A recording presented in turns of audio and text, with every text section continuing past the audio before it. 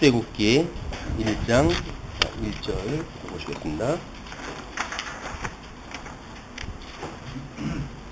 야곱과 함께 각각 자기 가족을 데리고 애굽에 이른 이스라엘 아들들의 이름은 이러하니 르우벤과 시므온과 레위와 유다와 이사갈과 스불론과 베냐민과 단과 납달리와 갓과 아세리요.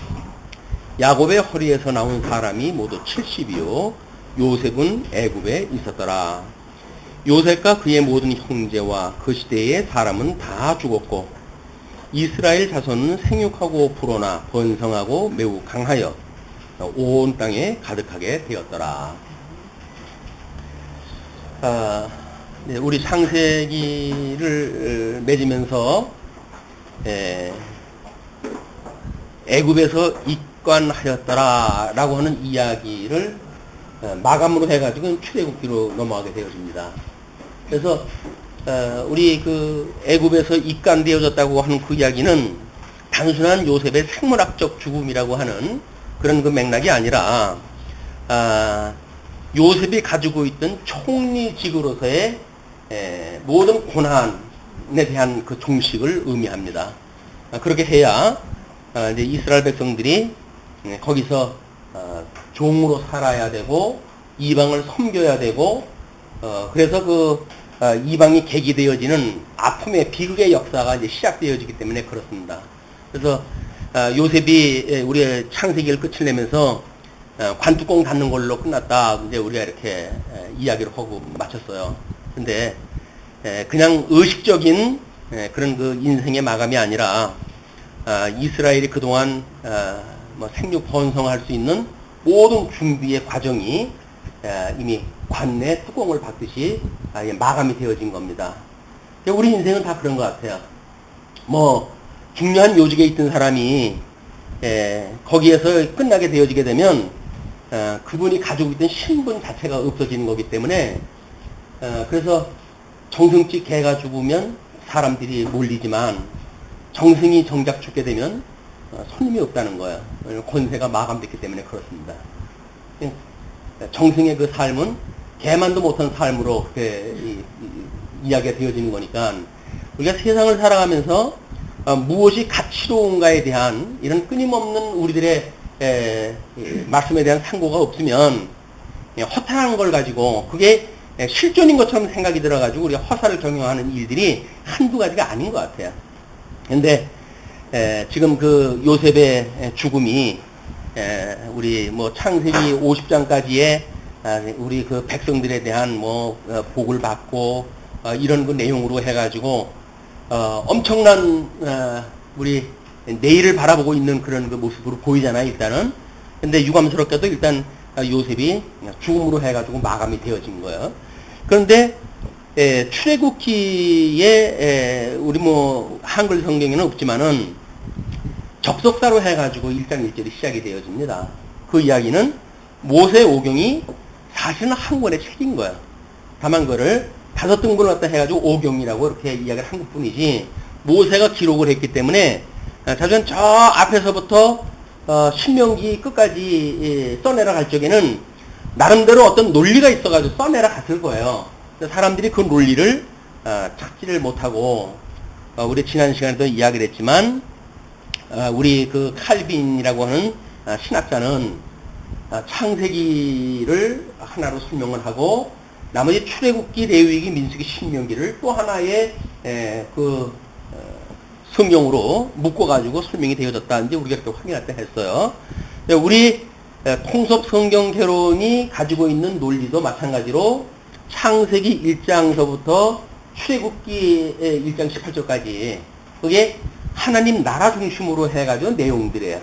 그래서 하나님의 그 나라가 어떻게 언약되어졌는지 그걸 확인한다고 한다면 출애굽기 1장 19절서부터 본격적으로 하나님의 의에 대한 이야기로 되어져 있습니다. 그래서 우연히도 뭐 의도한 건 아니지만 칼빈이 성경을 봤던 그리고 가장 쉬운 방법으로 설명하려고 했던 그 의도와 우리 통섭성경 개론이 가지고 있는 논리가 거의 비슷하다고 하는 것에 우리가 관심을 일단 가질 필요가 있다고 먼저 말씀을 드린 바가 있습니다. 그만큼 어떤 그 성경학자든지 성경을 하나님의 말씀을 나름대로 가장 쉬운 방법으로 가장 정확하게 전달하고 싶은 것이 이게 설교자들의 그런 그 생각이 터인데 그것이 이렇게 모세오경을 하나의 어떤 논리를 가지고 설명하는 것이 만만치 않으니까 그저 성경 여기서 저기서 조금씩 설명을 하면서 때로는 구원에 대한 이야기도 하고 때로는 인간이 어떻게 살아가야 되는지에 대한 그래서 인간의 살 바에 대한 것을 이야기하는 것이 그동안 이제 우리 설교의 방식이었어요. 그렇지만 우리가 이제 지향하는 대로 창세기 1장 1절서부터 저 요한계시록 끝까지 저자가 성령 하나님이라고 하는 맥락으로 봤을 때 성령 하나님께서 그렇게 무질서하게 성경 질서를 갖다 해놓지는 않으셨을 거예요. 그래서 진리의 영이시고 그리고 우리 인식의 주관자가 되시는 성령께서 이제 성경 기자들을 감동을 주어가지고 성경 기록하게 하셨으니까 나름대로 뭔가 이제 그 일맥상통한 논리가 있을 거라고 하는 것이 대부분 현대 성경 신학자들의 해석이에요.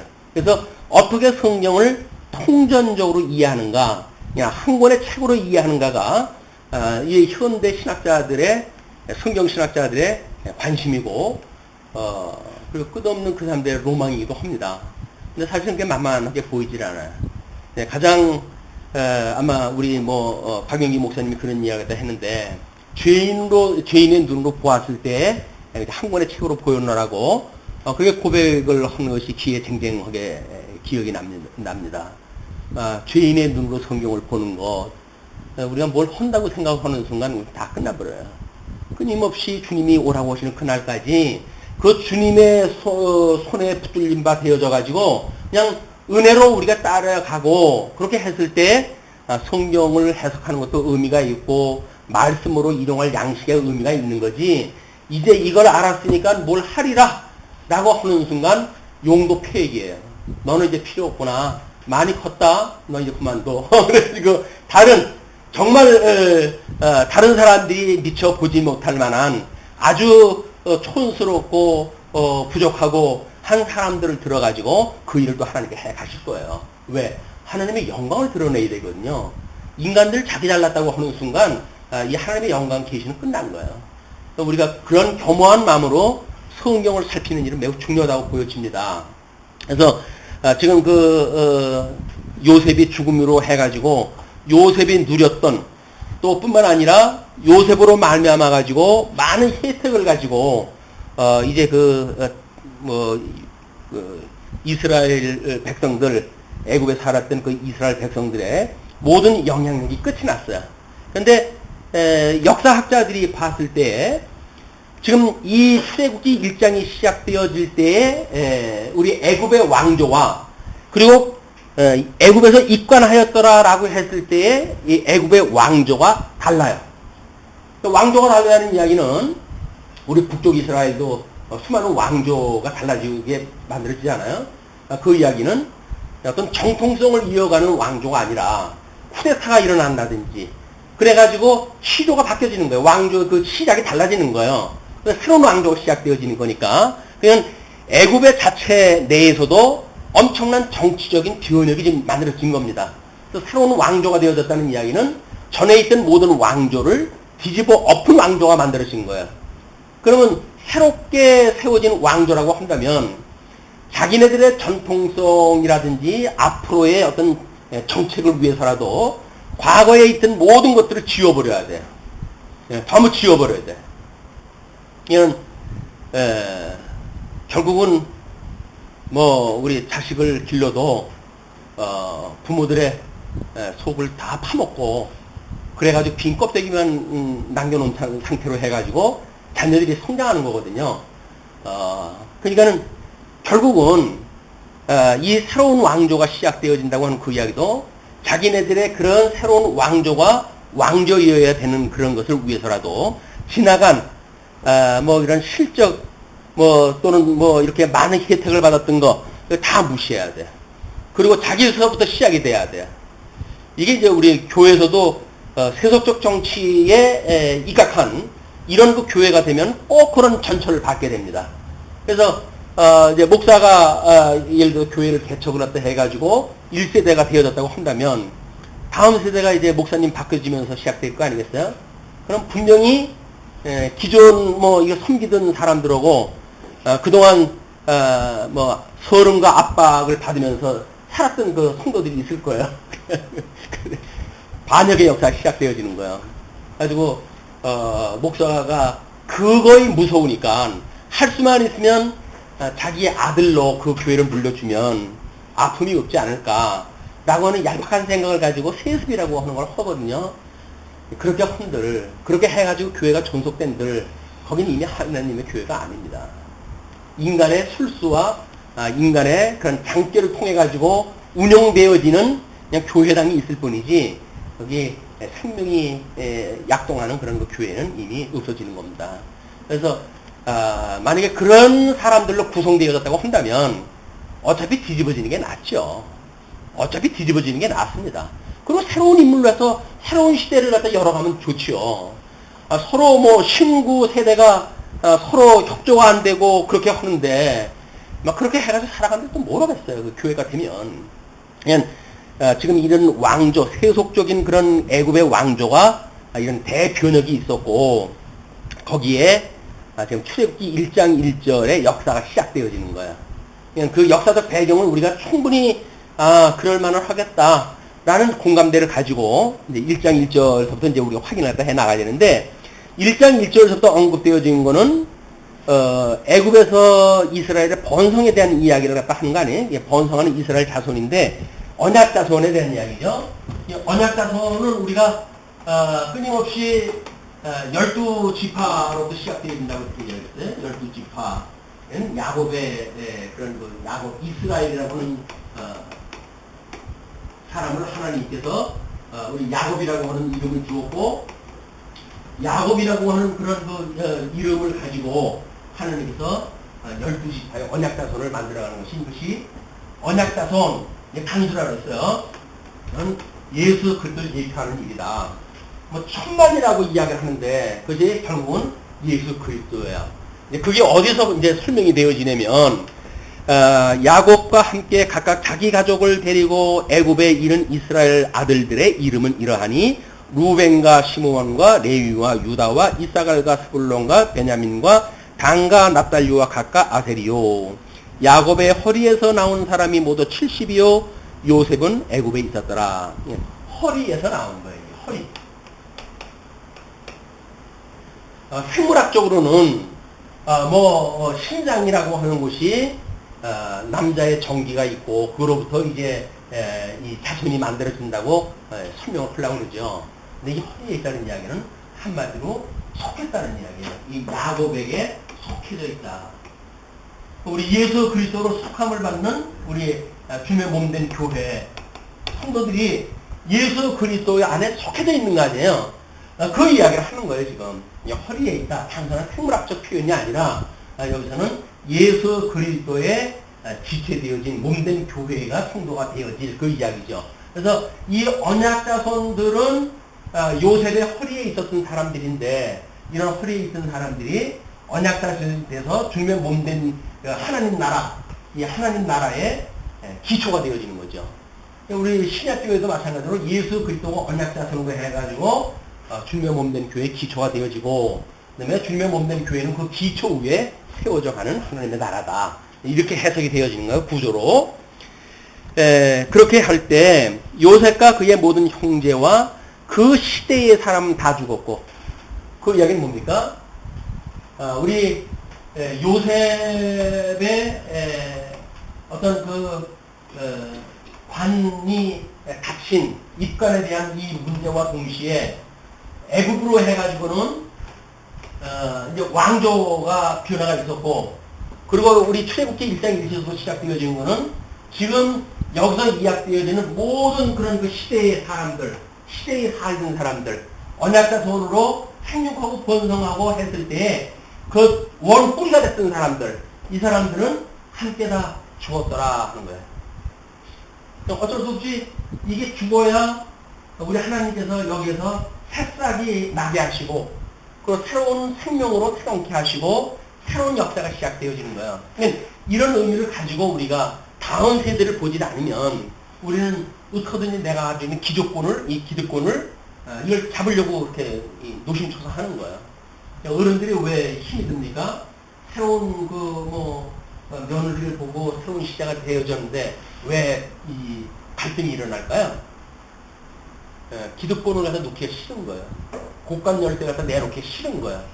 끊임없이 내가 실사를 어떻게 했는데 그 실사까지 했던 서러움을 며느리한테 갚고 싶은 마음이 있으니까 그러니까는 갈등이 해결할 수가 없어요.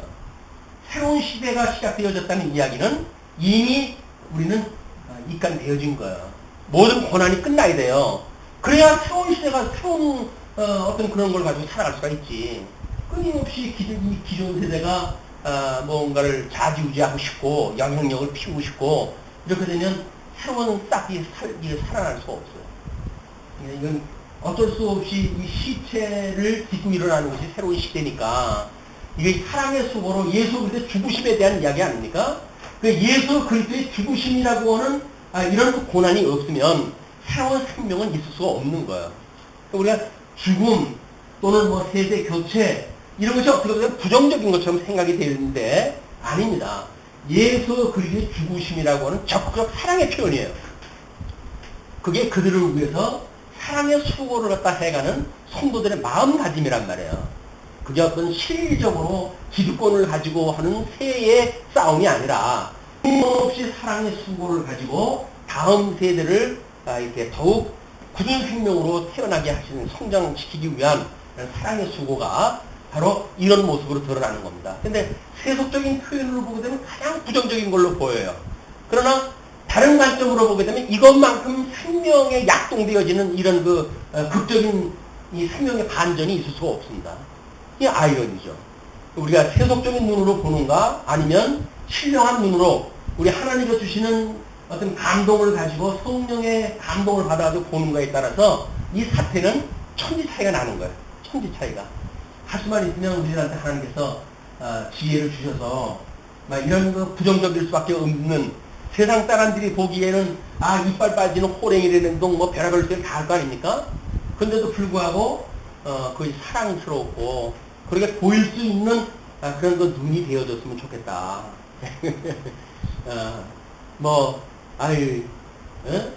이빨 빠지는 호랭이라는 그렇게 한데도 불구하고 그냥 그렇게 말하는 게 많이 컸다, 기특하다, 참 다음 세대를 나한테 맡기만 하겠다. 이런 우리들의 마음이 있다고 한다면 얼마나 너그러운 마음으로 그걸 수용을 또 할 수 있겠어요. 근데 그거를 새롭게 이제 시작되는 세대하고 서로 맞대거리를 갖다 해가지고 상대적으로 해야지 시비를 가리려고 하고 이거야말로 천박스럽게 짝이 없는 그런 사태라고 보여집니다. 새로운 세대에 대한 이해, 이거는 우리가 얼마나 믿음의 수준을 가지고 있는가에 따라서 해석이 달라지는 거예요. 그래서 천방지축 같은데도 불구하고 너무 그것이 귀하고 다음 세대를 이어갈 사람들이라고 비춰지니까 젊은 세대를 보는 눈이 달라지는 거예요. 그게 교회 와가지고 젊은 세대들이 찬송 부르고 그럴지는 모르겠지만 다른 데를 보게 되면 천방지축 그럴 수밖에 없지 않겠어요? 그런데도 불구하고 그 실수를 과감하게 우리가 수용할 수 있는 이런 것이 우리 믿음의 큰입니다. 잘못하는 거 다 통해가지고 우리가 여지껏 자라온 거 아니겠어요? 천성도 잘나가지고 지금까지 온 건가요? 아니잖아요. 수없는 실수, 시행착오 이걸 거쳐가지고 나름 여기까지 왔단 말이에요.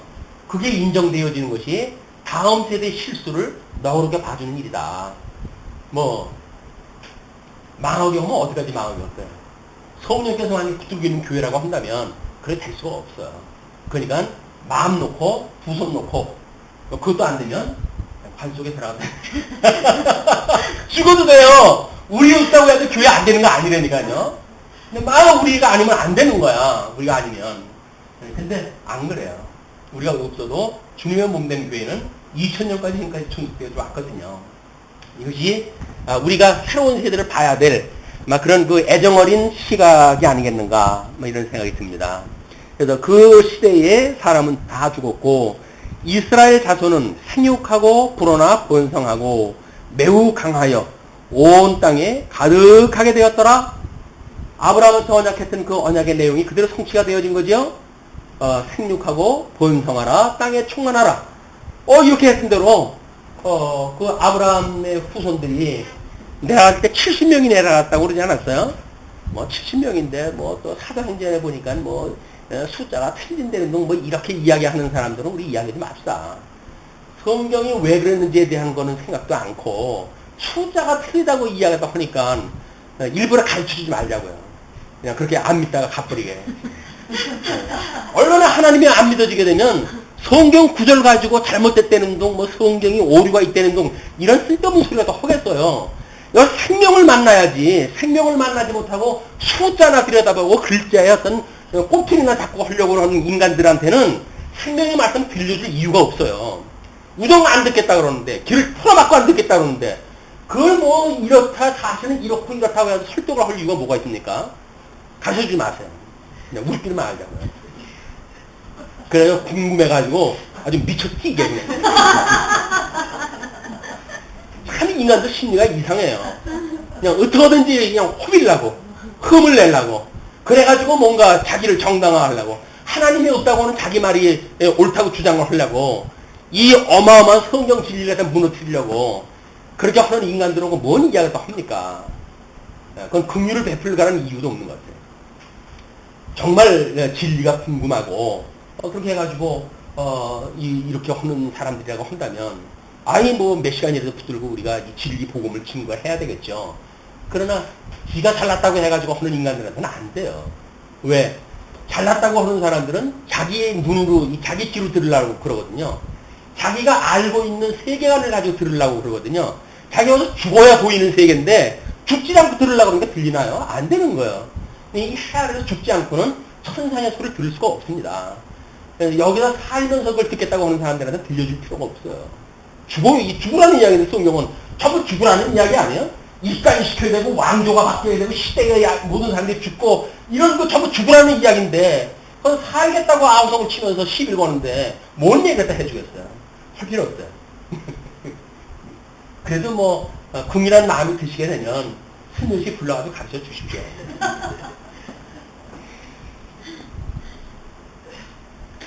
자, 이제 그렇게 오면서 8절로 14절을 보시게 되면 이스라엘 자신의 보역이 시작이 되어집니다. 왜 하나님의 언약은 하나도 어김없이 이렇게 성취가 되어질까요? 우리 어디에 그것이 설명이 되었어요? 그 이제 고난 받겠다고 하는 그 이야기의 내용이 창세기 15장 14절 아닌가요? 어디야? 그 이스라엘 백성들 아브라함한테 그 언약을 갖다 했을 때 하나님의 언약대로 그 사람들이 지금 이 환난을 당한다는 게 15절 13절 창세기 15장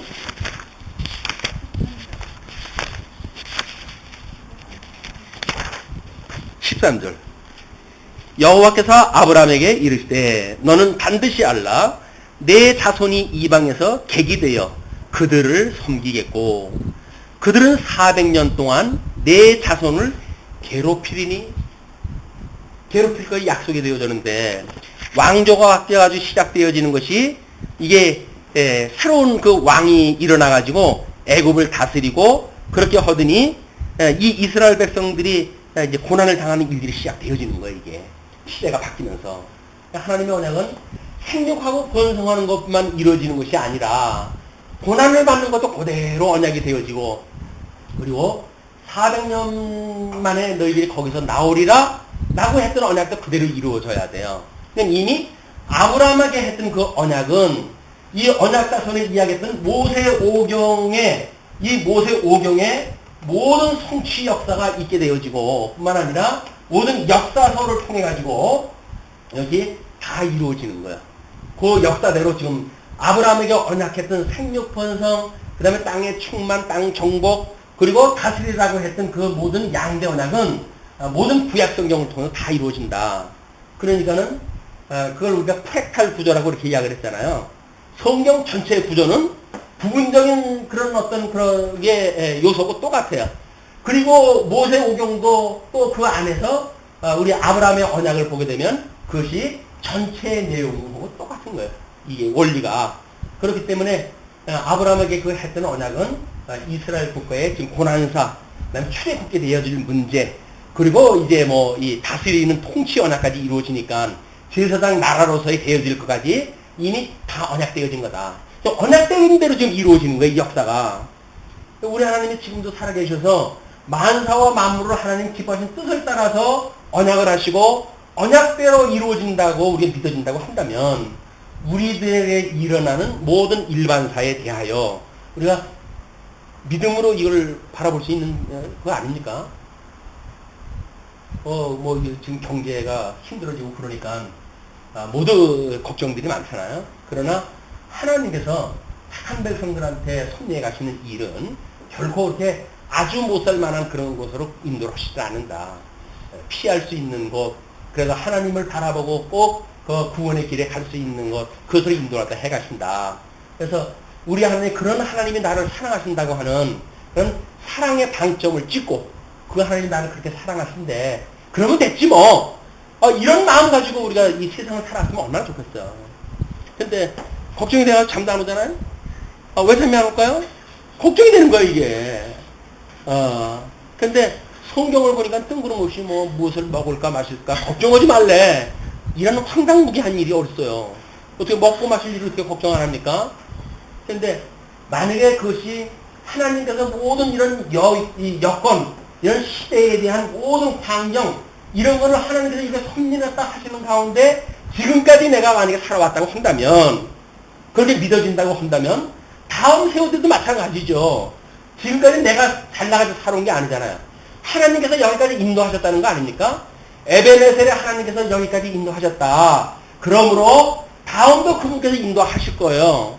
그렇게 믿어져야 이 요셉에게 입간했다라고 하는 그 사건도 하나님이 섭리하신 거고, 그 이후에 새로운 왕조가 바뀌고 그 시대의 사람들이 다 죽고 새로운 신시대가 열렸다고 하더라도 여전히 주관하시는 하나님은 같은 분이 섭리했다 하시니까 우리가 그 하나님을 믿는 믿음 가운데 신앙생활도 해갈 수가 있다.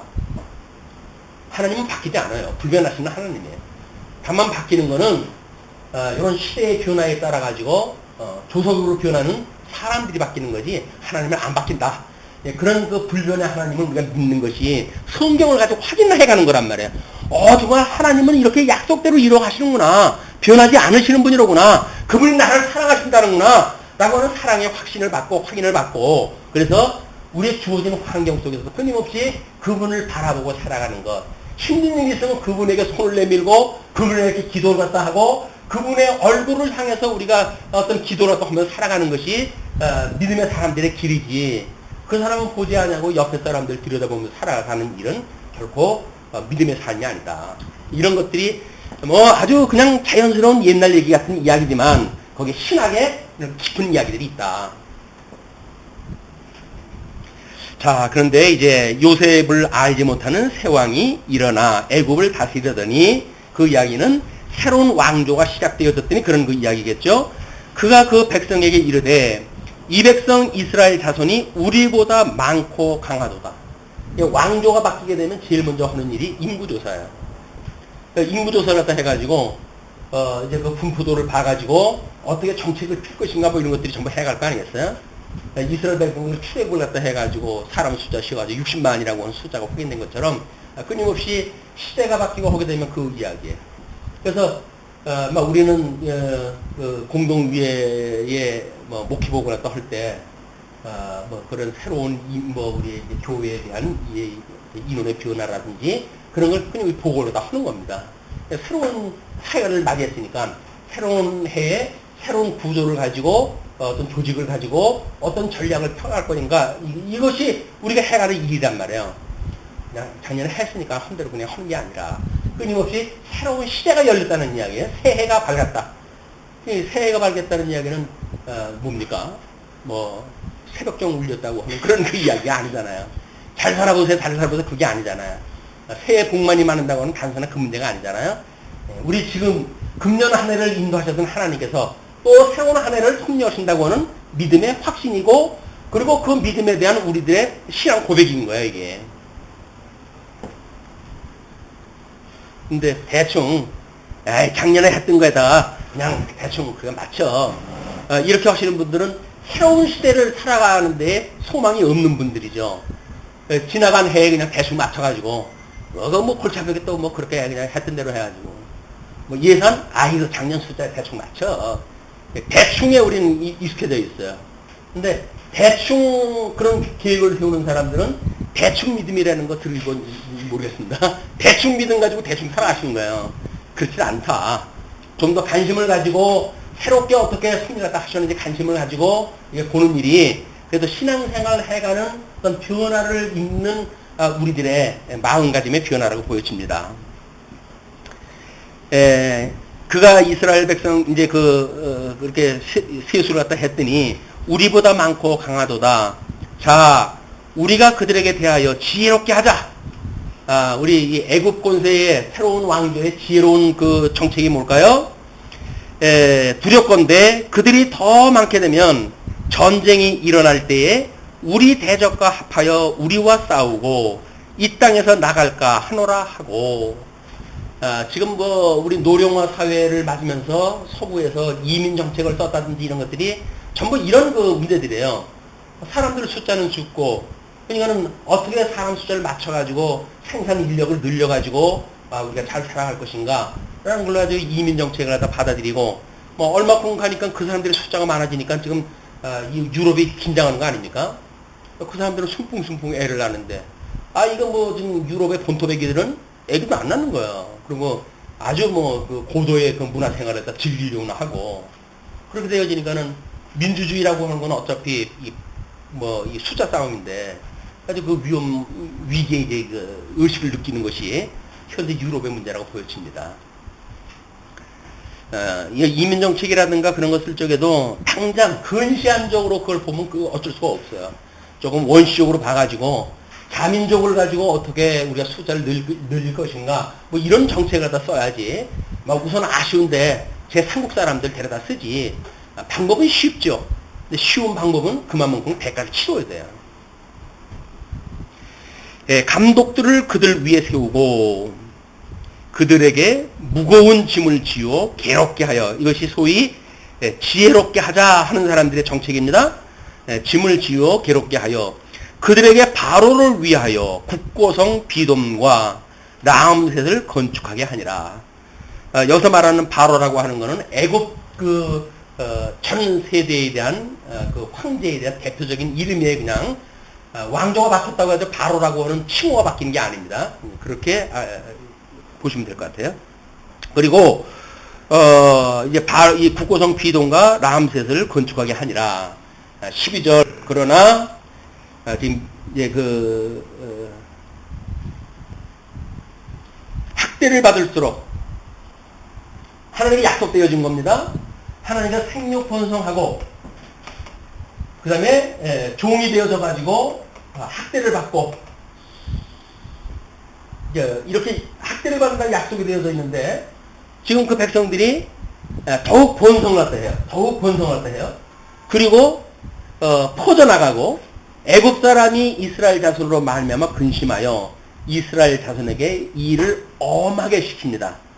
그리고 어려운 노동으로 그들의 생활을 괴롭게 하여, 이 학대가 아주 본격적으로 세계적으로 만들어지는 일이죠. 본격적으로 이렇게 하고, 곧 그것이 무슨 일이냐면 흙 이기기와 벽돌 굽기와 농사의 여러 가지 일이라. 그 시키는 일이 모두 엄하였더라. 그래가지고 그 엄자가 계엄령 쓸 때 엄자, 계엄령 쓸 때 엄자. 걔는 얼마나 아주 살펴보고 뭐 이렇게 조사하고 꼼짝을 못하게 하는 거 탁쪽에다 넣어가지고 시키는 게 눈에 보이지 않습니까? 엄하게 했어요. 그러면서 15절로부터 22절 보시게 되면 왕의 이 남아 살해의 명령이 이제 떨어져요. 그게 다라는 거죠. 이 학대의 그게 다라는 것, 이게 전부 죽여라 살인으로 이제 가게 되어지는 거예요. 근데 애굽 왕이 히브리 산파 시푸라라 하는 사람과 부하라 하는 사람에게 말하여 이르되, 너희는 히브리 여인을 위하여 해산을 도울 때에 그 자리를 살펴서 아들이거든 그를 죽이고 딸이거든 살려두라. 산파라고 하는 것이 뭐예요? 산파. 저건 아기를 생육하도록 돕는 것이 산파가 하는 일 아닙니까? 근데 남자가 아이가 나게 되면 죽여라 그 이야기예요. 그러니까 우리 오전에 확인을 했던 대로 그것이 지금 바로의 명령이죠. 이 바로의 명령은 산파라고 하는 이 사람의 이 직위, 자기의 자리, 자기 지위를 제대로 잊지 못하게 만드는 일이에요. 이게 그는 산파가 애기 낳는 걸 도와야 되는데 애기 낳으면 죽이라고 그러니까 천사가 자기 지위를 떠나가지고 영원히 무적인 속에 들어가야 되는 것처럼 이미 바로가 그 일이 시작되어지는 겁니다. 역설적이죠? 지금 상황적으로 해가지고 이스라엘 백성들이 학대를 받고 있어요. 그러나 그 이야기는 뭐의 시작이에요? 애굽의 파산의 시작이 되어진 거예요.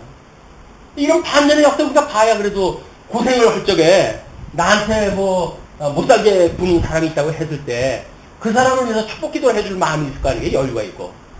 야, 이제 시작됐다. 네가 학대 시작하니 너는 이제 파멸이 시작이로구나. 이렇게 믿어져야 아이고 하나님 제가 뭣도 모르고 저러고 하고 있군요. 저 불쌍한 저들을 용서하다 해주세요. 라고 하는 그 축복 기도를 할 수가 있는 거예요. 당장 아프고 맞는 것이 아프다고 해가지고 다른 주변도 안 보이고 나만 보인다고 한다면 이건 아주 미아적인 신앙, 어린 신앙 생활이에요. 이미 나를 학대하는 자가 있다고 한다면 학대하는 데 파멸이 시작되어졌다고 우리가 볼 수가 있으면 그거 학대당할 때 그것이 그렇게 서럽겠어요? 나를 학대하는 자가 이미 망하는 일이 시작됐다고 우리가 믿어진다고 한다면 나를 학대하고 학대하는 자에 대해서 서운한 마음이 들진 않아요. 아, 시작됐구나. 만약에 믿는 사람이 그러면 형제여 그러지 마시오. 괜히 그러다 당신 망하오. 그러지 마오. 이런 거 우리들의 기도가 되어줄 수 있단 말이에요. 그렇지 않다고 한다면 하나님 내가 축복 기도하면은 원수의 머리 위에 숯을 피운다 그랬죠. 내가 나 학대하는 저를 위해서 축복 기도 해줄 테니까 저는 머리 위에다 숯을 펴주세요. 이렇게 하는 게 아니에요.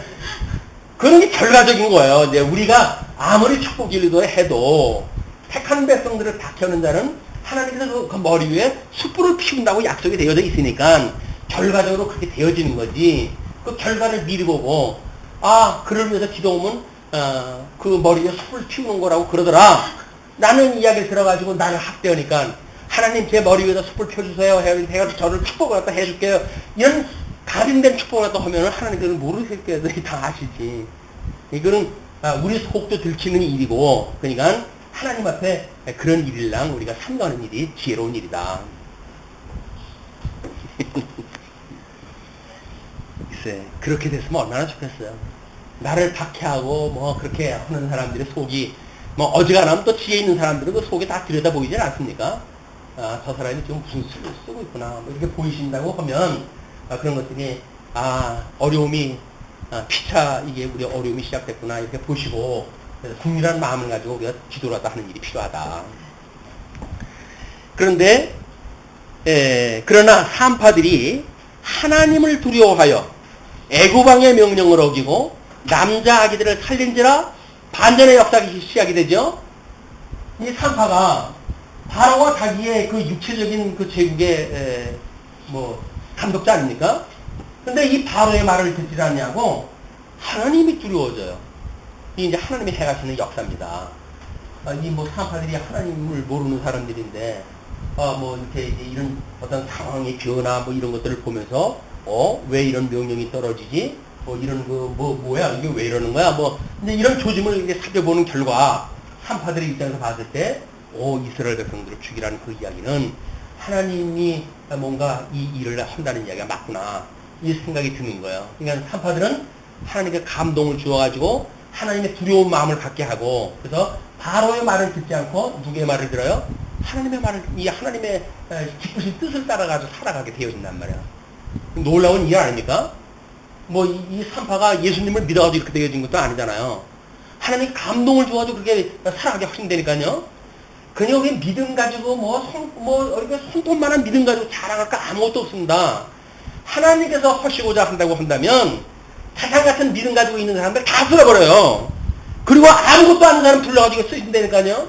그러니까 내가 돌덩어리를 가지고 아브라함의 자손을 만들 수 있는 사람이야. 하나님이야. 라고 이야기를 하는 거예요. 자기네들의 아브라함의 자손이라고 해가지고 기고만장하니까 하나님께서 너희들 그런 소리 하지 마라. 내가 길거리에 돌덩어리를 가지고도 아브라함의 후손을 만들 수 있는 하나님이야. 천지를 창조하시고 아담에게 언약을 하셔서 양대 언약을 주셔가지고 생육번성하는 모든 역사가 내 언약으로부터 말미암은 건데 시겁지 않게 무슨 언약 자손이라고 하던 너희들이 이런 중자대한 시대의 변화를 잊지 못하느냐. 예수가 이제 와가지고 새로운 시대가 열려야 되는데 아직도 율법을 가지고 뭐 지네들이 기득권을 가지고 아브라함의 자손이라고 자랑을 갖다 삼고 그러니까 너희들의 멸망이 이미 시작이 됐다. 이스라엘 그 유대주의자들, 율법주의자들 너희들의 이미 종말이 시작되어진 거야. 예수님의 그런 그 언약 자손을 핍박하는 모든 그런 그 세력들의 멸망이 이미 시작이 되어진 겁니다. 자, 산파가 바로에게 그 18절 애굽왕이 산파를 불러 그들에게 이르되 너희가 어찌하여 이같이 남자 아기들을 살렸느냐? 자는 책임을 물어야 될 거 아니겠어? 산파가 바로에게 대답하되 히브리 여인은 애굽 여인과 같지 아니하고 건장하여 산파가 그들에게 이르기 전에 해산하였더이다 하며 앞에는 뭐라고 설명이 됐어요?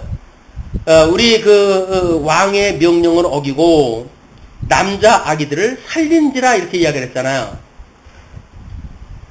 그런데 바로가 책망을 했을 때 변명은 뭐라고 합니까? 가니까 내가 도달하기 전에 이미 다 났더라. 자기는 책임이 없다 그 이야기인데 그래가지고 변명을 딱 하게 되어집니다. 그러니까 하나님이 그 산파들에게 은혜를 베푸시니 그 백성은 번성하고 매우 강해지니라. 지혜로운 사람은 되어지는 일대로 하는 거예요. 이스라엘 백성들이 생육 번성하는 것이 하나님의 뜻이니까 산파들이 손 안 대고도 생육 번성하는 일에 일조가 되지 않습니까? 근데 거기서 뭐나 한다고 해가지고 하나님의 하시는 일을 거슬려가지고 여기서 남자 죽이라 그러는데 내가 완장 둘렀다 자기 마음대로 죽이라 이렇게 되어진다고 한다면 그 사람은 정말 불쌍한 사람인 거예요. 불쌍한 사람. 우리 이 생육 번성을 여시는 일이 하나님의 뜻인데 하나님 그때 우리를 마침 그 자리에 그 선한 일에 어떤 그 사역자로 두셨다. 이게 은혜란 말이에요. 오늘을 살아가는 우리 성도님들 지금 이 은혜의 자리에 우리가 있는 거예요. 어떤 산파로 있습니까? 생육 번성하는 그런 그 산파로 있습니까? 예수 그리스도의 증인으로서 산파인가요? 해산의 수고를 마다하지 않는 산파입니까? 아니면 애기가 조금 좀 달알만 오면 목 졸러가지고 그래가지고 율법으로 해가지고 찍어 누르고 이래가지고 이거 지도 못 따라가고 다른 사람도 천국에 못 따라가게 하는 이런 율법주의자들 우리 할 겁니까? 우리는 어떤 사업할까요 과연? 마찬가지예요. 끊임없이 우리는 언약자손 예수 그리스도가 이 땅에 오셨을 때에 예수님에 인해 가지고 이제 새로운 시대가 열릴 터인데 그 예수님이 여시는 새로운 시대를 갖다 바라보지 못하고 완장 둘렀다고 해가지고 이거 쓸데없는 짓 해가지고 성도들 교회에서 내쫓기나 하고 이렇게 되어지게 되면 이미 그 사람들은 비극의 시작인 거예요. 눈물의 씨앗입니다. 눈물의 씨앗. 예, 이런 진리의 말씀을 그래도 이렇게 들으면 저도 이렇게까지는 말할 줄 몰랐어요. 근데 이렇게 강론을 하다 보니까 감동을 주어가지고 이제 이야기 되어지는 걸로 보아서는 강론은 저도 마찬가지죠. 성도들한테 산파의 심정으로 해가지고 하나님 두려운 마음으로 해가지고 생명의 말씀을 공급을 해야지. 자기 배를 채우겠다고 딴짓이나 하고 엉뚱한 짓이나 한다. 그러면 용도 폐기해 이제. 너 이제 다 끝났다. 그리고 내가 다른 사람 쓸게. 그 이야기예요. 하나님 붙들려서 하나님이 들려 한다는 이야기는 은혜지. 우리가 이걸 가지고 제세할 일이 아니라니까요. 근데 우리는 조금만 보라고 되면 제세하고 싶잖아요. 자랑하고 싶잖아요. 자랑할 게 뭐가 있어요 지금. 하나님께서 은혜를 주어가지고 이 하나님의 행하시는 일에 그냥 그 자리에 있게 하신 건데 우리 성경신학을 통해 가지고 그래도 하나님의 선한 뜻을 분별하고 이런 자리에 있게 하셨다. 이거는 말할 수 없는 은혜입니다. 하나님의 은혜. 사업이 좀 어렵고 직장생활이 어렵다고 해가지고 은혜가 은혜로 여겨지지 않습니까? 정신 차려야 돼요. 왜? 지금 우리는 생육번성에 가지는 이때에 있는 산파의 역할을 지금 우리한테 주신 거다. 예. 21절 그 산파들은 하나님을 경외하였으므로, 산파들이 하나님을 경외했대요. 하나님이 그들의 집안을 흥황하게 하신지라. 또 뭐 산파들뿐만 아니라 산파의 집까지도 하나님이 흥황하게 해주셨어요. 하나님을 경외하고 하나님을 경외하는 이때 당시에는 예수를 믿는 것도 아니잖아요. 그냥 하나님의 일은 해가는 일을 하나님의 은혜로 깨닫게 하시고 그냥 그 일을 감당한 거야. 그런데 이분들이 예수를 믿지 않았지만 언약자손이 생육번성하는 것이 언약자손이라고 그랬으니까 언약자손이 생육번성하는 걸 도우니까 결국 누굴 믿는 거예요? 예수님을 믿는 거란 말이야, 그게. 그러니까 우리는 예수 그리스도 구약성경으로 할 적에 설명이 안 돼요. 그런데 전부가 예수님 이야기예요. 전부 하나님의 그 나라와 의에 대한 이야기다. 여기서 예수 그리스도 구속에 대한 이야기 빼버리게 되면 안고 없는 찐빵인 거예요. 저는 언약대로 이루어졌다. 맞지요? 언약대로 이루어진 거. 그건 언약대로 이루어진 것이 하나님의 나라라고 하는 어떤 형식만 우리가 취급이 되어진다고 한다면 예수 그리스도 심정이 되어져야 되는 그 의에 대한 거는 우리한테 빠져버리니까 예수님을 믿는 그 믿음의 감격이 없어져 버리는 거예요. 그리고 뭐 언약대로 되어진다고 하는 막 이런 거 논리를 가지고 만사를 편하게 생각을 해버리고, 그리고 뭐 이거 뭐 하나님 뜻이면 되겠지 뭐 이런 대충 이거 뭐 내가 다 아는데 이제 예정되어졌고 이미 천국은 이미 다른 상상이고, 그러니까 삶이 픽절해야 돼요. 끊임없이 이 하나님의 의를 가지고 산파의 자세가 뭐예요? 하나님을 두렵게 여기는 거예요. 하나님을 경외하는 거예요. 이것이 예수를 믿는 성도들의 자세다. 이렇게 우리 집안이 흥황한다. 집안이 또 흥황했다고 해가지고 우리 집 흥황하려면 그래야 되는데 이런 얘기 아니죠. 집이 흥황한다는 이야기 뭐예요? 이 집이라고 하는 거는 성전이에요. 성전. 그 성전을 통해 가지고 결국은 산파로 인한 이런 그 집, 하나님의 이름을 두신 곳, 이것이 흥황하게 되어지는 것이 언약자손이 생육번성하게 되어지는 이런 그 같은 원리로 지금 작동이 되어지고 있다. 그러면서 22절에 이렇게 이야기가 되어집니다. 그러므로 바로가 그의 모든 백성에게 명령하여 이르되, 그러므로라고 하는 이야기는 자기 명령대로 지금 안 되어지니까 정책이, 바로가 그의 모든 백성에게 명령하여 이르되 아들이 태어나거든 너희는 그를 나일강에 던지고 딸이거든 살려두라 하니라. 나일강에 던지래요. 백성들이 전부 이제 대적자가 되는 애국 백성들은 누구에 속해져 있으니까 바로에 속해져 있기 때문에 할 수 없이 언약자손의 원수가 되어지는 거예요. 그러니까 우리가 사단에 속해지지를 않고 이 언약자손에게 속해져 있다고 하는 것이 이게 우리들의 복입니다. 또 우리 언약자손인 예수 그리스도와 한 몸을 이룬 성도들의 행복이기도 하다. 그러니 이 바로에 속해져 있는 대적이 끊임없이 우리를 공격하는 것은 뭐 당연한 거 아니겠어요? 이 언약자손을 학대하는 그 일에 최선을 다하니까 이 사람들이 열심히 자기 일을 하는 거예요. 언약자손을 박해하는 이 사람들의 일은 자기네들이 맡은 이 일이에요. 그래서 아주 일 삼아 예수 믿는 사람들을 핍박을 갖다 해야 돼요. 예수님께서 하도 그것이 힘들어하니까 나의 이름을 인하여 핍박을 받는 자들은 복이 있다. 예수님께서 그렇게 이제 위로 갖다 해주셔요. 그런데 그게 위로가 안 되잖아요. 아니 뭐 이 복이 있다고 그러는데 맨날 뭐 예수 믿는다고 해가지고 이렇게 구박이나 받고 이렇게 애면 그 뭐 학대나 받고 이건 뭐 못 살겠습니다. 예수님께서 네가 죽을 때까지 간 거 아니잖아. 난 십자가에 목까지 박혔어. 근데 뭐가 네가 나처럼 죽은 것 같아 간 건 아니잖아. 그 이야기는 인생 다 산 거 아니잖아. 아직 살 길이 많이 있잖아. 그거를 너무 소견 좁게 바로 눈앞에 것만 보고 망했구나 이렇게 하지 마라. 하나님의 해가시는 일은 너의 평생을 두고 손해갈 건데 어떻게 발 앞에 그걸 가지고 인생을 해결하려고 하고 거기서 인생의 어떤 그런 걸 논하려고 그러니 조금 고개를 들어라. 그리고 멀리 봐. 우리가 힘들 때마다 하나님께서 이 시편 기자들은 그래서 눈을 들어 산을 보라 그래요. 눈을 들어 산을 보라. 하나님의 도움이 어디서 올고 그 천지를 지으신 하나님께로다. 하나님은 보이질 않으니까 산만 보래. 산 정도만 보면 그 산을 지은 분이 누군지를 알 거고 그 산의 산천초목이 지금 여전하다고 하는 이야기는 천지를 지으시는 하나님, 그걸 섭리하신다고 하는 건 네가 믿어지지 않겠니? 그냥 그 말할 수 없는 산천초목도 이렇게 계절을 따라서 푸르게 되어지고 결실하게 되어지고, 지네들이 움직여가지고 노동하고 지네들이 열매 맺겠니? 그러는 거예요, 우리한테. 나무가 열심히 노동해가지고 열매 맺니? 그냥 박힌 자리에 가만히 있잖아. 거기서 하나님의 은혜로 해가지고 열매 맺는 거야. 그러니까 너희들이 뭐 팔방사방 뛰어가지고 뭐가 이렇게 살아가는 것이 아니라 하나님의 은혜로 알아라. 다만 하나님께서 우리에게 주셨던 지위라고 하는 문제이기 때문에 때로는 뭐 뛰기도 하고 그러지요. 그러나 그거는 하나님의 은혜로 말미암은 지위를 확인하는 일이지, 우리가 이 지위를 유지하기 위해서 이러고 저러고 했기 때문에 이루어지는 게 아니란 말이에요. 근데 이런 걸 모르게 되면 우리가 그냥 어떻게든지 뭘 하려고 해가지고 해야 된다, 하면 된다, 하면 된다고 하는 일이 사실이라고 한다면 그렇게 우리 힘주어 말할 거 없습니다. 사실이 뻔한 건데 그걸 못으로 이야기를 해요. 역설적으로 그 얘기를 왜 하는 거예요?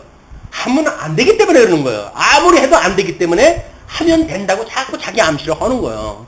여기다 똑대기나 하나 이렇게 흔들면서 하면 된다, 하면 된다.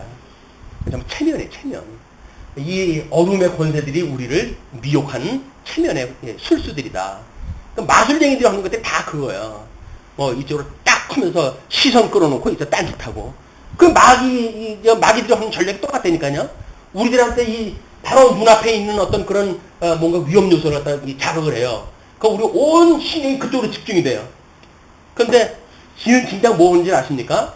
그 건너편에서 우리 다음 거 준비하고 있다니까요. 그 이거 보면 안 돼요. 다음에 뭐 준비하고 있는지 그걸 봐야지. 아니, 운전하실 때 방음 운전한다는 게 뭐예요? 그래도 자기 차 앞에 운전 잘하는 사람 앞에서 이런 문제가 어떻게 되는지 모르겠지만, 두 대, 석 대 전에 앞에 차를 봐야 즉각적인 어떤 변화가 있는지를 알고 우리가 안전 운행을 할 수가 있잖아요. 근데 우리 초보 운전의 특징이 뭡니까? 바로 앞차 반반만 쳐다 보고 쫓아. 배란간 브레이크를 잡으니까 자기도 모르게 받아버려 그냥. 그래놓고 안전거리 문제로 해가지고 시비 걸리고 그러는 거거든요. 두 대, 세 대 앞을 봐가지고 어떤 돌발상이 있는지를 보는 것, 이것이 지혜의 눈이다. 좀 멀리 보는 것.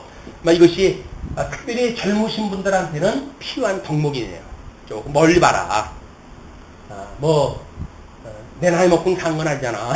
그러니까 조금 멀리 오게 되면 하나님이 피할 길을 주시고, 그러면서 지금까지 살아. 무능한 나도 살았는데 너는 그래도 나보다 유능하잖아. 그러니까는 될 거야. 그래서 우리 위로 갖다 해주고 되어지는 역사가 이 역사라고 보여집니다. 그래서 우리 이 언약자손을 박해하는 이 바로에 속했던 이런 그것이 아니라, 우리는 언약자손에게 속해져 있는 우리 예수를 믿는 성도라고 하는 이런 그 기쁨을 가지시고 행복한 우리 한 주간 보내셨으면 좋겠습니다.